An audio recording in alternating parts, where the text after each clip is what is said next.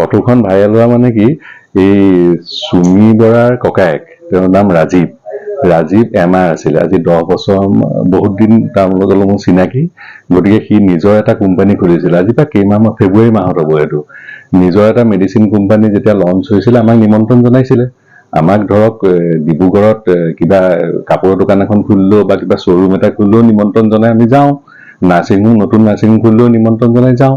গতিকে তাত ডিনাৰৰ কাৰণে নিমন্ত্ৰণ জনাইছিলে আৰু তেওঁলোকে এটা সাংস্কৃতিক সন্ধ্যা ৰাতি পাতিছিলে। তালৈ আমি গৈছিলো আৰু সেই তাত যাওঁতেই তাত স্বয়ং ড্ৰাগ ইন্সপেক্টৰ নিজেই আছে। বিশ্ববিদ্যালয়ৰ এজন অধ্যাপক তাত আছে, মঞ্চত বহি আছে।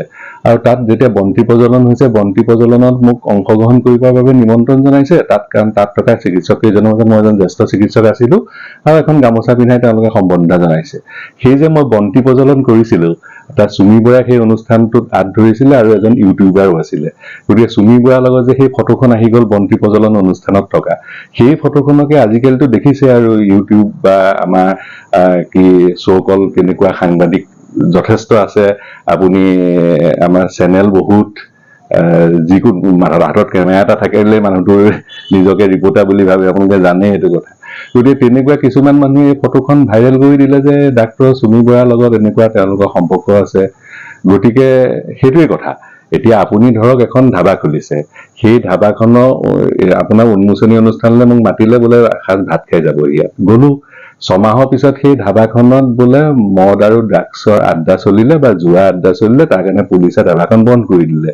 সি এতিয়া উন্মোচন অনুষ্ঠানলৈ যোৱা মানুহখিনি তাৰ বাবে দায়ী হব নেকি বাৰু কওকচোন? গতিকে সেই যে ফটোখন আছিলে, তাৰপিছত আমাৰ কালি হঠাৎ ডিব্ৰুগড়ৰ এজন তথাকথিত সাংবাদিক, তেওঁক স্বয়ম্ভু সাংবাদিক বুলি ক'ব লাগিব, প্ৰকৃততে তেওঁ কোনো সাংবাদিক নহয় মই জনাত। গাড়ীতে প্ৰেছ বুলি লিখি পেলাই মানুহক ভয় ভাবুকি দি থাকে সাংবাদিক হিচাপে, কিবা কৈলাশ বাগৰীয়া। আৰু তেওঁ এসময়ত নিজকে চাৰ্টাৰ্ড একাউণ্টেণ্ট বুলিও কৈছিলে, আচলতে চাৰ্টাৰ্ড একাউণ্টেণ্টো নহয়।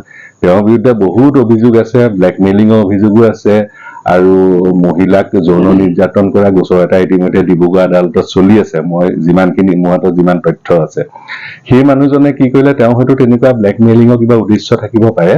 তেওঁ এটা হোৱাটছআপ গ্ৰুপ আছে, সেই হোৱাটছআপ গ্ৰুপটোতে admin, Dibrugarh news and information group. সেই গ্ৰুপত মোৰ আৰু এজন চিকিৎসকৰ বিষয়ে লিখিলে যে তেওঁলোকৰ 25 লাখকৈ টকা ইয়াত তেওঁলোকে বিনিয়োগ কৰিছে। 1 লাখ 2 লাখো নহয়, 25 লাখ, এটা সাংঘাতিক এটা ডাঙৰ সংখ্যা আমাৰ কাৰণে। আৰু তাৰপিছত তেওঁ যিহেতু এই গ্ৰুপটোত 1000জনতকৈ অধিক মানুহ আছে, তাৰ ভিতৰত সাংবাদিকো বহুতজন আছে। গতিকে মুহূৰ্তৰ ভিতৰতে যেতিয়া খবৰটো প্ৰচাৰ হৈ গ'ল, বৰ্তমান এই সময়তো চুমি বৰা বিশালৰ নিউজটো এটা হট টপিক হৈ আছে ডিব্ৰুগড় গোটেই অসমতে। গতিকে তাৎক্ষণিকভাৱে কথাটো বিভিন্ন চেনেল কিছুমানত ভাইৰেল হৈ গ'ল। এতিয়া কথা হ'ল, মোলৈ এজন মানুহে ৰাতিপুৱা স্ক্ৰীনশ্বট মাৰি পঠালে যে আপোনাৰ কথা এনেকে এটা এৰিয়াত ওলাই আছে ছচিয়েল মিডিয়া চাইটত। মই লগে লগে কি কৰিলো, মই আজিতো ডিব্ৰুগড়ত এই পৰীক্ষাৰ কাৰণে সাংঘাতিক ভিৰ হৈ আছে, গতিকে সদৰ থানালৈ যোৱাটো সম্ভৱেই নহয়, ইমান ৰাতিপুৱা ভিৰ। মই ঘৰৰ ওচৰতে যিখন গাভৰুপথাৰ পুলিচ ষ্টেচন আছে তালৈ গৈ মই তেওঁৰ বিৰুদ্ধে এটা FIR ৰুজু কৰিলো। এইটো FIR কপি। FIRটো এইটো দেখিছে, পুলিচ থানাত তেওঁলোকে ৰিচিভ কৰি দিছে। আৰু তেওঁ যিটো সামাজিক মাধ্যমত যিটো পোষ্ট দিছিলে, সেই পোষ্টটো মই স্ক্ৰীনশ্বট মাৰি প্ৰিণ্ট আউট উলিয়াই দিছো। দি পেলাই মই এইটো এটা FIR লজ কৰিলো। আৰু যিহেতু মোৰ এটা ভাৱমূৰ্তি বিনষ্ট কৰিবলৈ যত্ন কৰিছে, এটা মিছা অভিযোগ আনি, গতিকে এইটো কাইলৈতো আদালত বন্ধ আছে মই জনাত। পৰহিলৈ মঙ্গলবাৰৰ দিনাখন মই আদালতত এটা মানহানি গোচৰ তৰিম আৰু তেওঁৰ হাতত কিবা তথ্য আছে যদি আদালতত তেওঁ দিব লাগিব। আৰু যদি বিনা তথ্য তেনেকা মোৰ ভাৱমূৰ্তি বিনষ্ট কৰিবৰ বাবে কৰিছে, তেতিয়াহ'লে আদালতে তেওঁৰ ওপৰত উচিত ব্যৱস্থা ল'ব। সেইটোৱে কথা।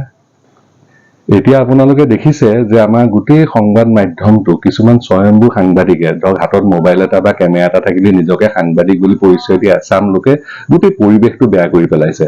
আজি কিছুদিনৰ আগতে মাননীয় মুখ্যমন্ত্ৰী মহোদয়ে এই বিষয়ে কৈছে।